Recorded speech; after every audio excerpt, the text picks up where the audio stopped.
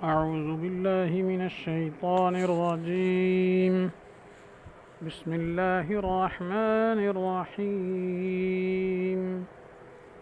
يا أيها الذين آمنوا لا تقربوا الصلاة وأنتم سكارى حتى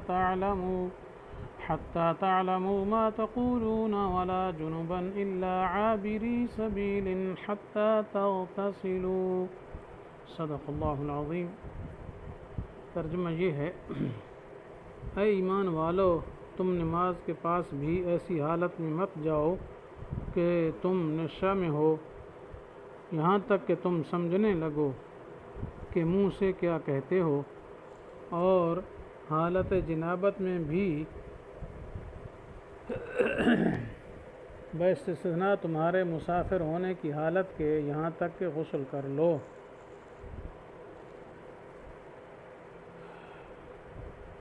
اس آیت کا شان نزول یہ ہے کہ ابتداء اسلام میں جب کہ شراب کی حرمت کا حکم ابھی تک نہیں آیا تھا، تو اس وقت حضرت عبدالرحمن ابن عوف نے دعوت کی، اور دعوت میں جو حضرات بلائے گئے مہمان، ان کو اس زمانے کے دستور کے مطابق شراب بھی پیش کی. جیسے آج کل دعوت ہوتی ہے تو اس میں بوتلیں رکھ دیتے ہیں، کوکا کولا، سیون اپ، یہ وہ، یا چائے پلاتے ہیں. تو عرب میں یہ دستور تھا کہ دعوت کھانے شانے کے بعد شراب پیش کرتے تھے. تو بہرحال وہ دعوت وہ کھا لی، شراب بھی پی لی. اب ظاہر بات ہے شراب پینے سے تو نشہ آ جاتا تھا. تو اس کے بعد مغرب کا وقت آ گیا، نماز کا ٹائم بھی ہو گیا. تو اس وقت پھر جماعت کرائی گئی. تو حضرت علی رضی اللہ تعالیٰ عنہ امام بنے. تو چونکہ شراب کی وجہ سے ہوش پورا نہیں تھا، تو سورۃ الکافرون پڑھی. تو اس میں انہوں نے لا اعبد ما تعبدون کی جگہ پڑھ دیا اعبد ما تعبدون، لا نافیہ چھوڑ دیا. تو لا رہ گیا، جس کی وجہ سے معنی بالکل الٹ ہو گیا، یعنی جو کلام منفی تھی وہ مثبت بن گئی. تو معنی یہ تھا میں ان کی پوجا نہیں کرتا جس کو تم پوجتے ہو اے کافرو. لیکن اب معنی یہ ہو گیا کہ اے کافرو، جن کو تم پوجتے ہو میں بھی پوجتا ہوں. اب ظاہر بات ہے بالکل معنی غلط ہو گئے، اور جو ہے توحید کے خلاف ہو گئے، شرکی الفاظ بن گئے. اب چونکہ یہ ہوش میں نہیں تھے تو بے ہوشی میں یہ الفاظ نکلے، نشے کی حالت میں یہ نکلے. لیکن بعد میں جب پتہ لگا تو پھر بڑی پریشانی ہوئی کہ یہ کیا ہو گیا ہم سے. تو آپ صلی اللہ علیہ وسلم کے سامنے پھر یہ حال ذکر فرمایا گیا. تو اس وقت یہ آیت نازل ہو گئی: یا ایھا الذین آمنوا لا تقربوا الصلاۃ وانتم سکارى. اے ایمان والو، یہ نماز کے قریب نہ جاؤ اس حال میں کہ تم نشے کی حالت میں ہو. تو بہرحال نشے کی حالت میں نماز پڑھنے سے روک دیا گیا.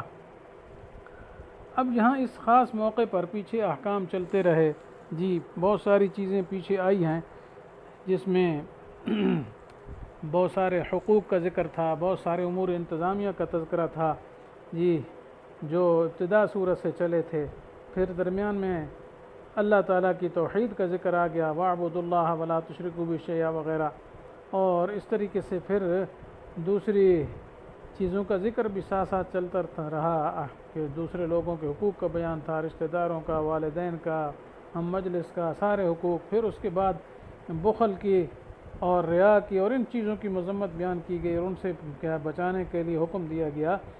تو آخر میں ترغیب و ترہیب جو ہے پچھلے درس میں اس کا تذکرہ آیا تھا. تو پھر آخر میں پھر یہاں نماز کا ذکر کیا گیا. تو وجہ یہ ہے کہ نماز ایک امر مصلح ہے، انسان کی اصلاح کرنے والا ہے. کیونکہ نماز ایسی چیز ہے جی کہ نماز احسان کرنے، ظلم و حق تلفی سے بچنے، توحید پر قائم رہنے میں ممد اور معاون ہے. نماز سے دلوں میں محبت اور الفت کا جذبہ پیدا ہوتا ہے. خصوصاً جو باجماعت نماز ہے اس کی برکت سے دلوں کی تمام میل کچیل اور قدورتیں صاف ہو جاتی ہیں، اور آدمی اپنے بھائیوں اور رشتہ داروں پر آمادہ انعام و احسان ہو جاتا ہے. جیسا کہ آپ صلی اللہ علیہ وسلم نے فرمایا بھی تھا: صووا صفوفکم او لیخالفن اللہ بین قلوبکم. مطلب یہ کہ صفیں سیدھا رکھا کرو جی، ورنہ تمہارے دلوں میں باہمی نفرت و عداوت پیدا ہو جائے گی. تو اس سے معلوم ہوا کہ نماز باجماعت ادا کرنے اور صفیں سیدھی رکھنے میں دلوں میں الفت پیدا ہوتی ہے. یہ نماز محبت کا ذریعہ ہے۔ ظاہر بات ہے اس طرح نماز کی پابندی سے نمازی کے دل میں گناہوں سے نفرت پیدا ہو جاتی ہے اور وہ متقی بن جاتا ہے، اور ظاہر بات ہے پھر وہ یہ حقوق اچھے طریقے سے ادا کرے گا۔ اوپر سے جو پوری صورت میں جو تقریباً آدھے پارے کے قریب ہونے والی ہے، اس میں جتنے احکام آئے ان پر عمل کرنا آسان ہو جائے گا۔ تو ویسے بھی نماز کی حالت میں اللہ تعالیٰ کے ساتھ بہت زیادہ قرب ہے جی، انتہائی قرب کی حالت جو ہے وہ نماز کے اندر آتی ہے۔ جیسے ایک حدیث شریف میں آتا ہے کہ جب انسان نماز میں قیام کرتا ہے تو گویا وہ اللہ تعالیٰ کے سامنے کھڑا ہو کر عاجزی کر رہا ہے اور اس پر اللہ کی رحمت برس رہی ہے۔ جب رکوع میں جاتا ہے تو رحمت خداوندی کے دریا میں غوطہ لگانے کے لیے تیار ہو جاتا ہے، اور جب سجدہ میں جاتا ہے تو گویا دریا کے رحمت میں غوطہ لگا رہا ہے اور گویا خدا کے قدموں پر سر رکھ دیا ہے۔ پھر جس طرح قدموں پر گرے ہوئے سے کہا جاتا ہے کہ اب سر اٹھاؤ، تو اس طرح باری تعالیٰ نے حکم دیا کہ اب سر اٹھا لے وہ شخص سر اٹھا کر پھر دوبارہ قدموں میں گر پڑتا ہے۔ تو اس طریقے سے بہرحال نماز کا ذکر اس وجہ سے یہاں آیا جی، تاکہ یہ چیزیں نماز کے ساتھ پیدا ہوتی ہیں۔ تو نماز کو صحیح شرائط کے ساتھ ادا کرے، یہ شرط ہے، آداب بھی بجا لائے، اس لیے آگے شرط جو ہے وہ طہارت وغیرہ کا تذکرہ اسی آیت میں آ رہا ہے۔ آج تو آدھی آیت ہی پڑھی ہے، تو جب اس طریقے سے ادا کی جائے گی تو پھر سارے اوامر نواہی جو اوپر ذکر ہوئے ہیں ان پر عمل کرنا آسان ہو جائے گا، کیونکہ نماز کی وجہ سے بہت سارے اوامر واجبات میں سہولت اور رغبت اور تمام منہیات و معاصی سے نفرت پیدا ہو جاتی ہے، جیسے اور حدیثوں سے یہ معلوم ہوتا ہے کہ حدیث آپ کو سنائی ہے۔ دوسرا نفع یہ بھی یہاں ہے کہ بہت سارے احکام جو سن کر جی بعید نہیں کہ کوئی سست آدمی، کم ہمت آدمی اپنے کو مجبور خیال کرنے لگے اور کہ ہمت ہار دے، کتنے حقوق کہاں ادا ہوں گے، تو بہرحال کاہلی کا اثر نماز میں بھی ظاہر ہونے لگے، جس سے شرائط و آداب بہت کچھ ہیں، اس لیے نماز کا اہتمام مناسب ہوا۔ خلاصہ یہ ہے کہ جو کوئی نماز کا اہتمام اور التزام رکھے گا اس کو دوسرے احکام جانی مالی میں بھی سہولت ہوگی، اور جو کوئی دیگر احکام میں سستی اور بے پرواہی کرتا ہے اس سے پھر نماز کے قائم کرنے میں بھی کوتاہی کرنا بعید نہیں ہے۔ اس وجہ سے اس خاص موقع پر نماز کے متعلق تاکید فرمائی گئی اور کچھ ہدایتیں بھی آگے آ رہی ہیں۔ تو بہرحال یہاں اصل تو یہ ہے کہ نشے کی حالت میں نماز پڑھنے سے روکا گیا ہے۔ تو نشے کی حالت میں نماز پڑھنے کا حکم اس وقت تھا جب تک شراب کی حرمت اور قطعی ممانعت نازل نہ ہوئی تھی۔ بعد میں جب شراب حرام ہو گئی تو پھر نشہ نہ نماز کے اوقات میں درست رہا اور نہ غیر نماز کے اوقات میں۔ بہرحال پہلے تو نشے کی خاص حالت کی حرمت آئی نا، بعد میں ہر حالت میں نشہ آور چیز کی حرمت آ گئی۔ تو بہرحال اصل مسئلہ یہ ہے کہ شراب پینا عرب کی پرانی عادت تھی، یہ شراب نوشی ان کی گھٹی میں پڑی ہوئی تھی اور پوری قوم اس میں عادت میں مبتلا تھی۔ تو چند مخصوص حضرات ایسے تھے جن کی طبیعت کو اللہ تعالیٰ نے سلیم بنایا تھا، تو وہ اس خبیث چیز کے کبھی پاس نہیں گئے تھے، جیسے حضرت صلی اللہ علیہ وسلم نبوت سے پہلے۔ اس طرح حضرت صدیق اکبر کے بارے میں آتے ہیں، وہ بھی نہیں پیتے تھے، اور بھی کچھ حضرات نہیں پیتے تھے۔ تو اللہ تعالیٰ کے ہاں شراب نوشی اور نشہ کرنا برا تھا، اور اسلام لانے کے بعد مسلمانوں کو اس سے بچانا مطلوب و مقصود تھا، مگر اللہ تعالیٰ نے یک دم یہ حکم نافذ نہیں کر دیا، ٹھیک ہے، کہ یک دم ہی شراب کو حرام کر دیا جاتا تو ظاہر ہے پھر اس طرح لوگوں پر اس حکم کے اوپر عمل کرنا بڑا مشکل ہو جاتا، کیونکہ عادات کا چھوڑنا بہت ہی مشکل ہوتا ہے۔ اس لیے ابتداءً جزوی پابندی عائد کر دی کہ یعنی نماز کے وقتوں میں جو نشے کی حالت میں نماز نہیں پڑھنی۔ اب ظاہر بات ہے جب نشے کی حالت میں نماز پڑھنے کی ممانعت کر دی گئی تو اب ظاہر بات ہے نماز تو پڑھنی ہے، وہ تو فریضہ ہے، وہ کیسے چھوڑیں گے؟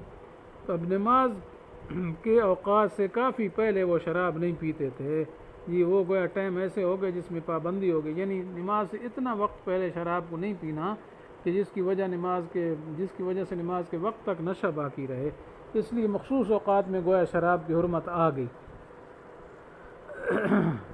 تو پھر بہت سارے مسلمانوں نے تو محسوس کر لیا کہ شراب ایسی خراب چیز ہے جو انسان کے نماز کے لیے رکاوٹ بن رہی ہے، تو بہت سارے حضرات نے تو اسی وقت سے اس کے چھوڑنے کا اہتمام کر لیا، اور دوسرے مسلمان بھی اس کی خرابی اور برائی کو سوچنے لگے۔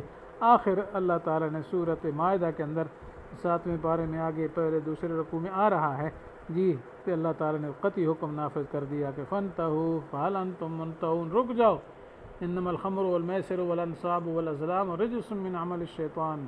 تو یہ اس آیت کے اندر پھر شراب کی قطعی ممانعت ہو گئی جی۔ اس کے بعد صحابہ کرام مکمل طور پر مجتنب ہو گئے اور شراب جو ہے وہ گلیوں میں انڈیل دیا گیا اور اس کو ختم کر دیا گیا۔ تو یہاں یہ بیان فرمایا، آگے فرمایا ولا جنبا الا عابری سبیل حتی تغتسلوا، ایک تو نشے کی حالت میں نماز کے قریب نہ جاؤ، دوسرا یہ فرمایا کہ جنابت یعنی جب کہ غسل فرض ہو اس حالت میں بھی نماز نہ پڑھو جب تک کہ غسل نہ کر دو۔ تو یہ حکم اس حالت کا ہے جب کہ کوئی عذر غسل سے مانع نہ ہو جی، کہ مثلا پانی بھی موجود ہے، کوئی بیماری نہیں ہے، کچھ بھی نہیں ہے، تو اس وقت غسل کر کے نماز پڑھنا ہے، بغیر غسل کے نہیں پڑھنا۔ ہاں اگر عذر کی حالت ہو اور پانی کے استعمال سے معذوری ہو یا کوئی مجبوری ہو تو اس کا حکم آیت کے اگلے حصے میں آ رہا ہے، چونکہ آدھی آیت پڑھی گئی، اگلا حصہ انشاءاللہ اگلے درس میں اس کا بیان آئے گا جی۔ تو اللہ تعالیٰ سے دعا ہے کہ اللہ تعالیٰ ہمیں صحیح عمل کرنے کی توفیق نصیب فرمائے، آمین۔ وآخر دعوانا ان الحمد للہ رب العالمین۔